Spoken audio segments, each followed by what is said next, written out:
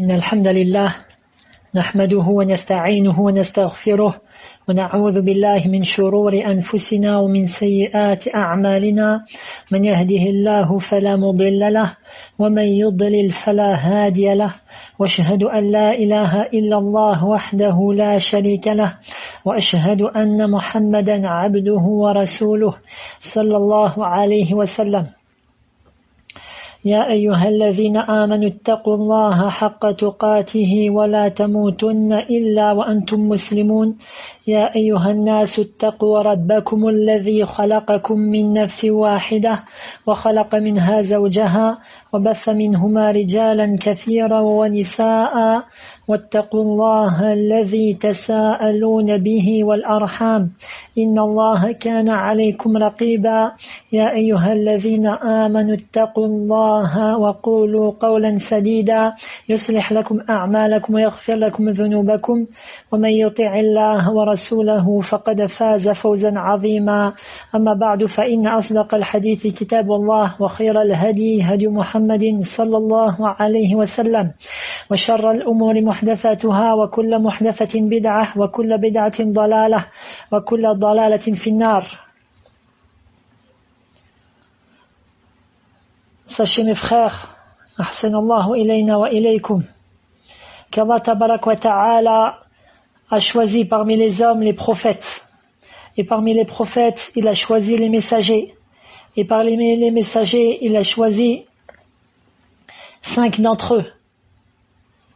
Et parmi ces 5, donc ces 5-là, ce sont Nuh, Ibrahim, Moussa, Isa et Mohammed sallallahu alayhi wa sallam. Et parmi ceux-là, il a choisi Al-Khalilayn, Ibrahim et Mohammed sallallahu alayhi wa sallam. Et entre les deux, il a choisi le prophète sallallahu alayhi wa sallam. De plus, parmi les anges, Allah Ta'ala a choisi Jibril. Allah Ta'ala a choisi Jibril et a fait que ce soit le meilleur des anges. Et parmi la communauté du prophète sallallahu alayhi wa sallam, Allah Ta'ala a choisi les compagnons. Et parmi les compagnons, il a choisi les 10 qui ont été promis d'entrer au paradis. Et parmi ces 10, il a choisi, Allah Ta'ala a choisi Abu Bakr et Omar et Uthman et Ali. Et parmi eux, il a choisi le meilleur d'entre eux, Abu Bakr. Et sachez aussi que parmi les jours de l'année, Allah Ta'ala en a choisi certains et les a favorisés à d'autres. Et ces meilleurs jours, comme on va le voir en détail, ce sont les 10 premiers jours de Dhil Hijjah.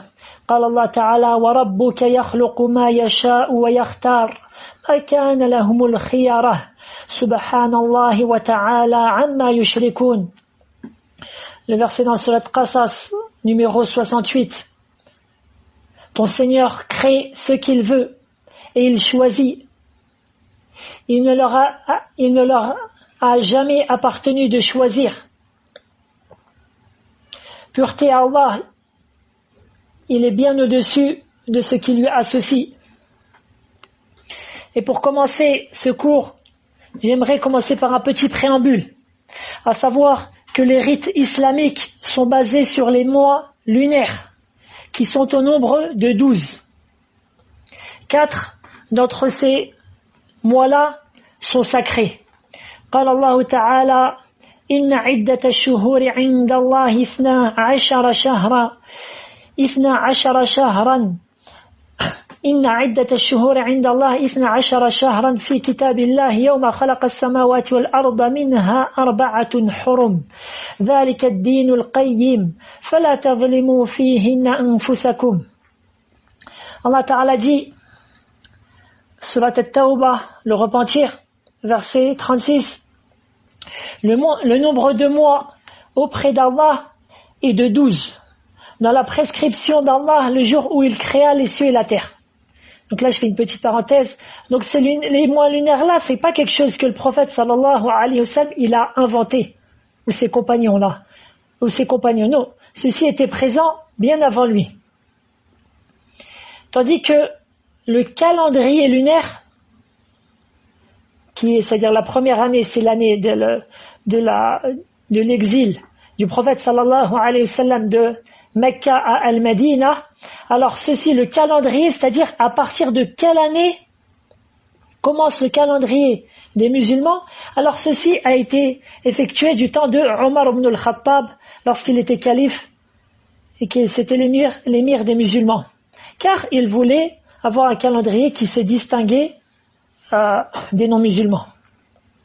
Mais les mois en tant que tels, ils étaient présents bien avant le prophète sallallahu alayhi wa sallam, comme on a entendu dans le verset.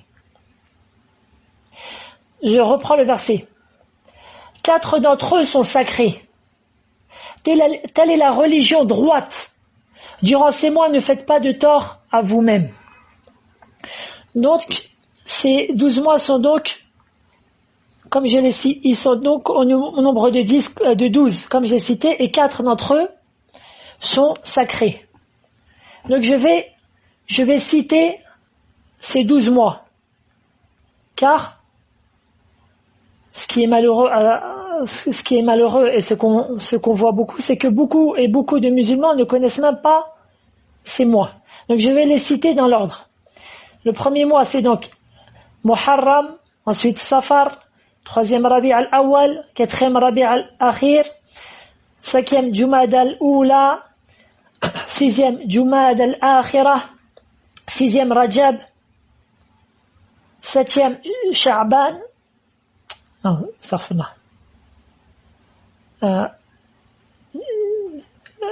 8e Sha'ban, Ramadan 9e, Shawwal le 10e, Dhil Qi'ada, puis Dhil Hijjah. Et parmi ces 4 mois, parmi ces 12 mois, il en est 4 qui sont sacrés.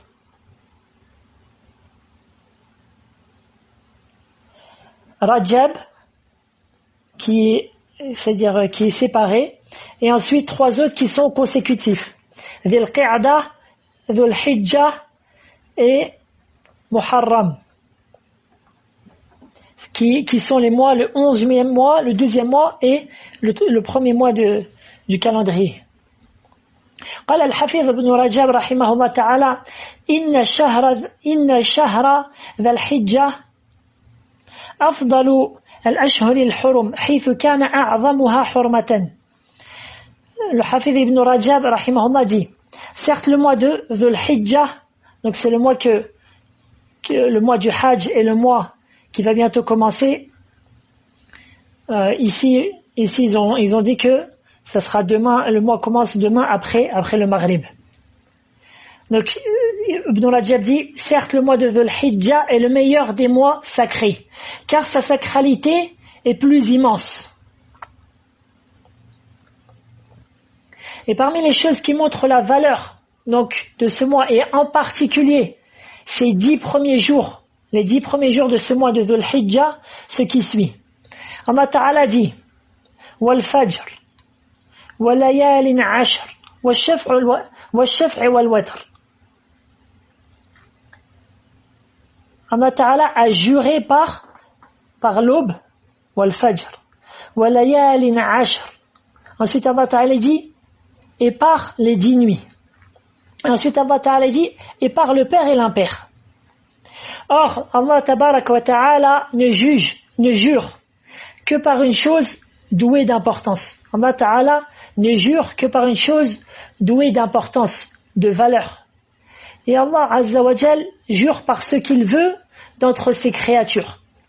Tandis qu'à nous, il nous a interdit de jurer par un quelconque si ce n'est lui.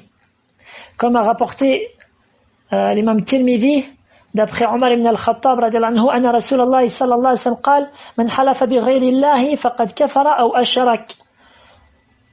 Le prophète Omar ibn al-Khattab rapporte que le messager d'Allah sallallahu alayhi wa sallam a dit, celui qui jure par autre qu'Allah a fait acte de mécréance ou d'association. Bref, Allah lui jure par ce qu'il veut. La yus'alu amma yaf'alu wa hum yus'alun. Allah Ta'ala dit, dans le sens du verset, Surat Al-Anbiya, verset 23, il n'est pas interrogé sur ce qu'il fait, mais ce sont eux c'est-à-dire les créatures qui devront rendre des comptes. Et Allah ne jure que par une chose douée de valeur. Quelles sont donc ces 10 nuits? Et qu'est-ce qui est voulu par le père et l'impère? Ibn Abbas et Ibn Zubayr et Mujahid et un grand nombre de prédécesseurs disent que ce qui est voulu par les 10 nuits, ce sont les 10 premiers jours de Dhul Hijjah. Ce qui est voulu, ce sont les 10 premiers jours de Dhul Hijjah, ce qui montre donc leur valeur exceptionnelle. Et par le père et l'impère, Ibn Abbas et Ikrima et Dhahak disent que ce qui est voulu par le père, c'est Yawm al-Nahr, c'est-à-dire le jour du sacrifice, qui est le 10e jour de Dhul Hijjah. C'est donc un jour pair. Wal-Watr, l'impair, c'est le jour de Arafat. C'est le jour de Arafat qui est le 9e jour de Dhul Hijjah et qui est donc un nombre impair. وَهَذَا مِنْ بَابِ ذِكْرُ الْخَاصِ بَعْدَ الْعَامِ. Et ceci entre dans le fait qu'Allah a cité une chose particulière après une chose générale. C'est-à-dire que ces deux versets montrent l'importance et le mérite de tous les 10 premiers jours de Dhul Hijjah, et en particulier le mérite du 9e et 10e jour, qui sont encore meilleurs que ceux qui précèdent. وقال الله تعالى ليشهدوا منافع لهم ويذكروا اسم الله في أيام معلومات. Allah Ta'ala dit aussi dans Surat Al-Hajj, verset 23, afin qu'ils soient témoins aux avantages. Manafi'a lahum. Ibn Abbas et Mujahid et d'autres disent que ce qui est voulu, ce sont les avantages de ce bas monde et de l'autre.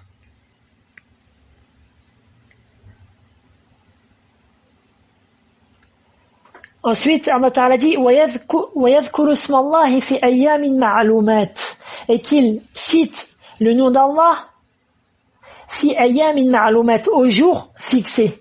Quels sont ces jours fixés? Eh bien, Ibn Abbas, Abu Musa al-Ash'ari et Mujahid et bien d'autres disent que ce qui est voulu est les 10 premiers jours de Dhul Hijjah, ce qui montre encore une fois leur valeur. Et l'imam al-Bukhari, rahimahullah ta'ala, rapporte dans son recueil authentique, d'après Ibn Abbas, radiyallahu anhuma, قال رسول الله صلى الله عليه وسلم ما من أيام العمل الصالح فيها أحب إلى الله من هذه الأيام، يعني أيام العشر. قالوا يا رسول الله ولا الجهاد في سبيل الله؟ قال ولا الجهاد في سبيل الله إلا رجل خرج بنفسه وماله فلم يرجع من ذلك بشيء. Donc le hadith d'après Ibn Abbas radiyallahu anhuma, le messager d'Allah sallallahu alayhi wa sallam a dit il n'est pas de jour où les bonnes œuvres sont plus aimées d'Allah que ces jours-là. Il parlait des 10 premiers jours de Dhul Hijjah. Il lui fut demandé, ô messager d'Allah, pas même le combat dans le sentier d'Allah? Le prophète sallallahu alayhi wa sallam répondit, pas même le combat dans le sentier d'Allah, sauf pour celui qui s'y engagea, consacrant sa vie et ses biens, sans revenir avec une quelque chose de cela. C'est-à-dire qu'il a, fin du hadith, c'est-à-dire qu'il a sacrifié sa vie et ses biens pour Allah Ta'ala. Ainsi, les bonnes actions durant ces 10 jours ont une valeur immense, une plus grande valeur que le combat dans le sentier d'Allah, celui qui n'est pas obligatoire lorsqu'il a lieu en dehors de ces 10 jours-là. Or, le combat dans le sentier d'Allah fait partie des meilleures actions. Et c'est pourquoi les compagnons se sont empressés de demander « Voilà le djihad fi sabilillah » Même pas le combat dans le sentier d'Allah, car ils avaient bien compris l'immense valeur du combat dans le sentier d'Allah. Donc le fait que les bonnes actions durant ces 10 jours sont préférables au combat dans le sentier d'Allah montre l'immense valeur de celle-ci. L'immense valeur de celle-ci. Et bien sûr, ce qui est voulu par le combat dans le sentier d'Allah, c'est-à-dire ce qui est légiféré. Le combat qui est légiféré selon les conditions et les règles tracées par le livre d'Allah et la sunna de son messager sallallahu alayhi wa sallam. Non pas ce que pratiquent ceux qui combattent l'islam de l'intérieur, qui massacrent le bon et le mauvais, et luttent pour faire suprémacier les non-musulmans sur les musulmans dans leur propre pays, tout en salissant l'islam et l'image de l'islam, à l'instar de Al-Qaïda et Daesh. Azalahumullah.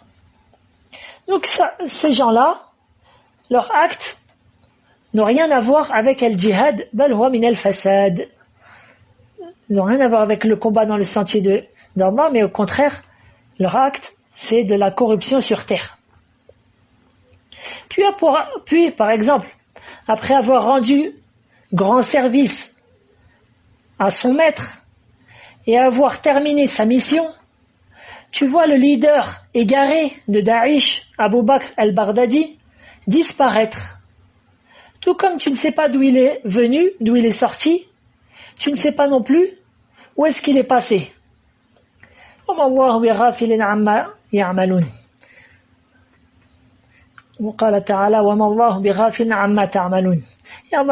Allah n'est pas inattentif à ce qu'ils font. Et dans le verset, et Allah n'est pas attentif à ce que vous faites.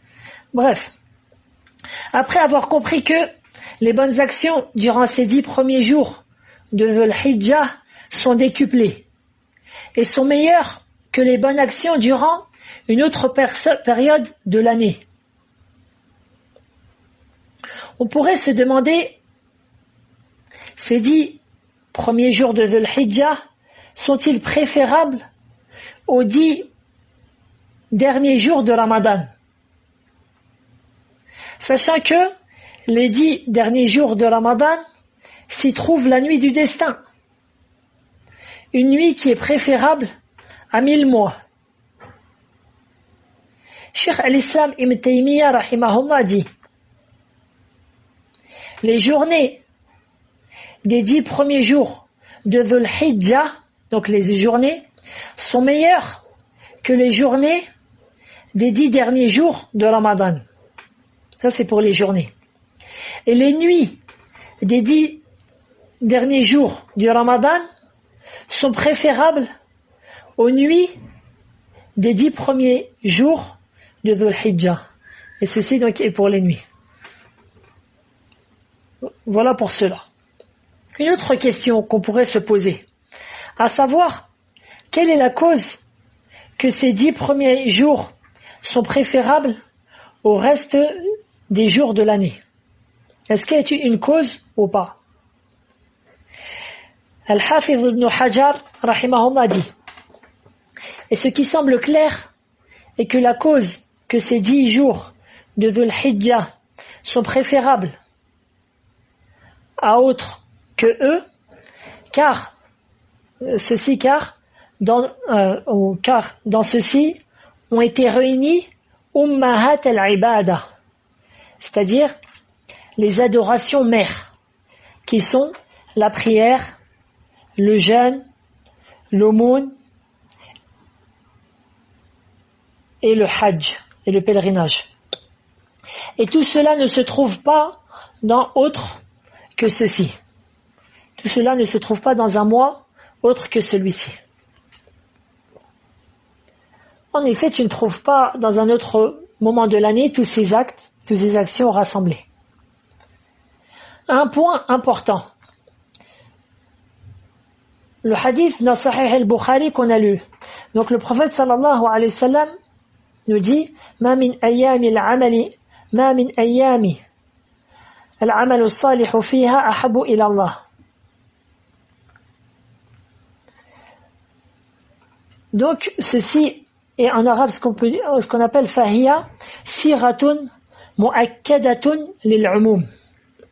La parole du prophète sallallahu alayhi wa sallam, il n'est pas de jour où les bonnes œuvres sont plus aimées d'Allah que ces jours-ci.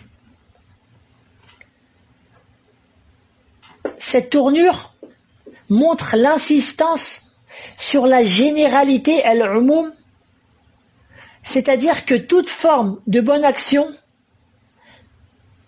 quelles qu'elles soient ces bonnes actions-là, tant qu'elles sont faites sincèrement pour Allah et qu'elles sont en conformité avec la sunna du prophète sallallahu alayhi wa sallam, elles ont une grande valeur à être accomplies durant ce mois, quelle que soit la bonne action.